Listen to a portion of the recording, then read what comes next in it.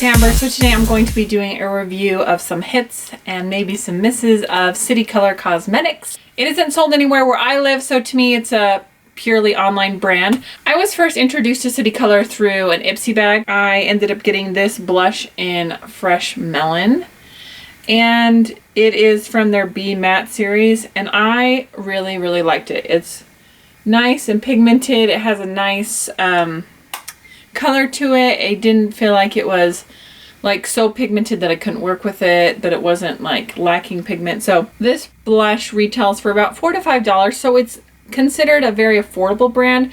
I wouldn't necessarily call it drugstore since it isn't readily available at the drugstore, but I would call it kind of like a mid-range brand. Their palettes are still considered a lot more affordable than high-end palettes. So I followed City Color on Instagram. So for Labor Day, they did a 30% off sale, and I was like, well, this is a great time for me to just get a bunch of things and kind of test them out and see what I like, what I don't, and see if other things are as good as this blush, because I really enjoyed this blush and it's one that I use. And so now I've been using these for the past month or so, and I have a good idea of what I liked, so that way I can share it with you guys, let you know what kind of things would be worth picking up. First, I'll start with some palettes. So the biggest palette I bought, this was a summer palette from them, and I believe that it was on sale, and so I could get this for a really good price. This is the Poolside palette. Something that drew me to this is that it's got a lot of the bright colors, and even though the colors are fairly bright, I do like that it has these nice oranges right there, which I thought would be really nice for fall.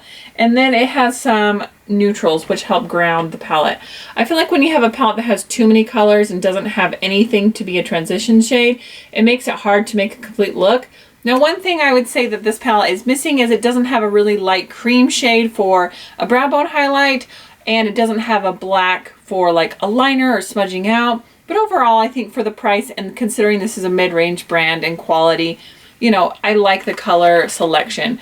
This is something that I just grabbed, this little Wet n Wild Brulee shadow, and I just used that to do my all over lid shade and brow bone. So that worked out pretty well. Now, I feel like this is one of those palettes that it finger swatches better than it brush swatches. So I'm gonna say this is a mid-range price, and it's going to be about mid-range quality. It's not, you know, this buttery, smooth Too Faced shadow. It's not really creamy like Lorac shadows. So it's definitely a stiffer formula, but it's still something that I find is workable, and I've enjoyed using it, even though it's not like the premier quality formula that you would expect from like a more luxury brand. So for my look today, I went with some pink. So I used Topless in the transition, and then I went on with Flamingo on the lid, and then I used a little bit of the bikini and the coconuts just to deepen out the crease a little bit. And then I used this really fun color called Nemo, which is this orangey color, and I just brushed that right along the top just to kind of make it a little hint of fall with a little bit of that orangey shade. And then for my inner corner, I went with Moonlight, and then I also went back with a highlighter I'll show you in a little bit to brighten that up a little bit. So I was happy with the look overall that I did. I did feel like it took a little bit of building to get the pigment I wanted out of the shade Flamingo, but overall, I think that it definitely is workable. So let me swatch a few of these for you with my fingers, and I'll swatch a few with brushes. So I'm gonna just kind of finger swatch these ones to show you.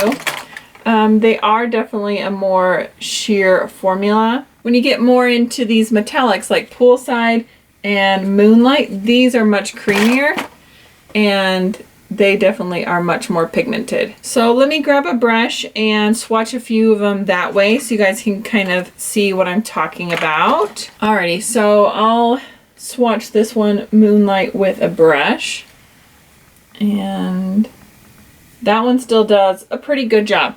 And that's very similar to this shade Suntan, which is also a really pretty bronze.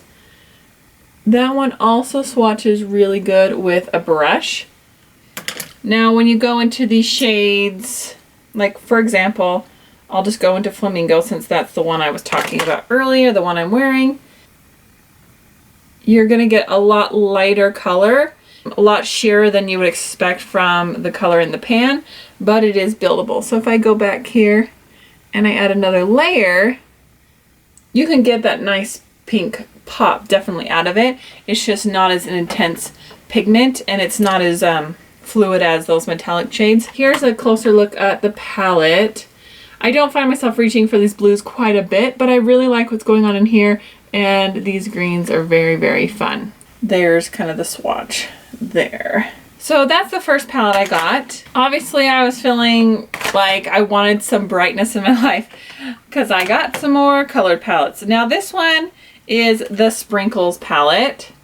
So just because someone asked on my last review, this does say that it is made in PRC, which I'm not exactly sure what that means. I'm sure some of you know, and I probably should know, but I'm just being honest. It says it's made in PRC, and also it is cruelty free. This is a fun little ad for someone who's just looking to add color. If you have tons of neutrals and you don't really need neutrals, then this is a great just colorful palette. This is mostly, I would say, all shimmery shadows. So there's some that are more metallic, some that are more satin. And I will just swatch a couple here for you. So there's the greens, there's the pink. They don't really have individual names. There's the orange, and we'll get the blue. And let me brush swatch some of them for you. You guys seem to like me doing the brush swatches on my Lorac video, so we'll do that. Here's the purple. Yeah, see, that purple right here is probably the weakest shade in the palette. I mean, I can kind of dig in there. And I've heard from like Makeup Geek and other people that when you're formulating purple shadows, for whatever reason, they're just harder to manufacture. So let's go into this orange shade that we already swatched. And we'll do that over here. And I feel like, you know, for a brush, that's giving a decent payoff. And let's go into this blue. This aqua color is a little bit more metallic. And see, with the brush, you know, you're really getting some decent payoff out of that. So overall, I liked this. It's not something I'm reaching for quite as much as this other palette I'm going to show you, which is also colorful. Just going on a colorful day, I guess. But I do like it, and for the price, I think I ended up paying like $5 for this. So, I mean, yeah. So out of the Sprinkles palette and this palette, which is called the Intense Shine palette, this one is my favorite. Now this one, the shadow size is definitely noticeably smaller. So don't let that fool you when you look at them. These are more quarter size, where this is a little bit more nickel size. But these shades perform more like a foiled shadow in my opinion. And they're more creamy than the other formula. These ones almost feel a little bit more like wet to the touch. So here's a green. That's silver. This red is really fun. I found these really fun to pop on the lid. Because they're foiled, I wouldn't necessarily recommend using these in the crease unless you feel like you personally can get away with it. That teal shade though, that is like a really nice deep kind of bluish shade right there. And let's go into this dark purple. So finger swatch is really, really nice. Let me again grab my brush and just test it out. So let me go into this green shade here. So not quite as well with a brush, but again, I think you could definitely build it up. It's going to be one of those. So going into this bright blue with the brush. So you're not going to get quite as good of pigment. I think the finger swatches make it look ridiculously crazy. Once you go in with the brush, you're not going to get quite as good pigmentation. But again, I paid probably about $5 for this because it was on sale. I really couldn't argue with that. It was really beautiful to pop this on the lid. This white for like an inner corner highlight is just insane. If you want something that's just going to like jump off your face, that is it. Let me brush swatch that one again. See, we'll do the brush swatch of that one. So yeah, I mean, there you go. Finger swatch, brush swatch. Yeah, I definitely liked this. So if you see any other shadows that have the Intense Shine, I think this is different than their typical formula, which is going to be more like the Poolside palette. This is their Intense Shine. For those of you who like those crazy metallics, you will definitely love this palette. All right, next I picked up the Collection 1 blush palette. This I love. I mean, as far as an affordable blush palette goes, I just don't think you can beat this. The one thing I like about this palette is I don't feel like all the blush shades look the same. Sometimes you get those lower quality or like more mid-range blush palettes, and it's like they're all basically the same shade. You're like, okay. So this, I like, this is a little more coral. You can see, whoa, okay. And you do have a mix of like the mattes and shimmers. You've got a little bit more pink there. This one is a little bit more dusty rose. This one is a little bit more deeper natural shade. Then we've got this, which is a fun kind of like almost has that purpley tone to it. And then a nice hot pink. Okay, like this is ridiculous. Like when I look at these, they are just amazing, beautiful. How do they apply with a brush? Is that what you're asking me now? They apply really well. This is what I'm wearing today. I'm actually wearing, I believe I was wearing this one. Grab a blush brush and I'll just go into this shade right here. And we're just gonna pretend like this is my cheek here. So although they are super pigmented, I feel like they sheer out enough with a brush that they're totally wearable on the face and they're not going to give you a clown effect or anything. And I do feel like even though there are some with a hint of shimmer in it, there's no like big chunky glitters, or they're not metallic finished at all. So they're super wearable if you like these kind of pink shades. They did have another one that had shades that weren't so pink and lavender. So if pink and lavender blushes aren't your thing, then maybe you can try some of the other collection. But overall, I was super happy with this, and yeah, I would definitely recommend it. All right, next I have a little Sunlit Trio. They had a couple shades of these as well, and you've got a blush, a bronzer, and a highlighter. Now, I'll be honest, when I got this, I was like, holy cow, that bronzer is so shimmery that it's never going to work. I will never be able to wear that. It's like, it looks more like an eyeshadow, which actually it is a very stunning eyeshadow indeed. I just thought there's no way, but it's actually what I'm wearing today. And although it is rather shimmery, I feel like it goes on the skin really smooth. It didn't go on it really chunky, and like I don't see like big flecks of glitter on my skin. So I've actually worn it quite a bit, and I was pleasantly surprised with the way that it looked on the skin, which obviously is the most important part. The blush in here is probably my least favorite out of all the blushes. It's just very, very natural. Unless you have super, super fair skin, this is not going to really show up much on your skin at all. I mean, it's almost too light for me, and I'm pretty fair skinned. Of course, if you had deeper skin, this could be a very beautiful blush topper and more of like a matte highlight, you know, with just that peachy tone. But if you're mid-range, it's probably just not gonna do much for you. Now this highlight, oh my gosh, this highlight is so creamy and beautiful. It is stunning. So you can see it's super pigmented. Give you a swatch there. It's what I have on, so you can see it definitely catches the light. So I started going through and swatching, and I was like, oh, I wonder how close this is to Champagne Pop. Champagne Pop from Becca is darker. Soft and Gentle from MAC is darker, but it is very similar to this Mary Luminizer. It's not an exact dupe, but I just wanted to show you guys. There's Mary Luminizer, and that's the City Color. I mean, seriously, like on the face, they are going to give you such a similar effect. You can get this whole trio for less than half the cost of what a Mary Luminizer would cost you.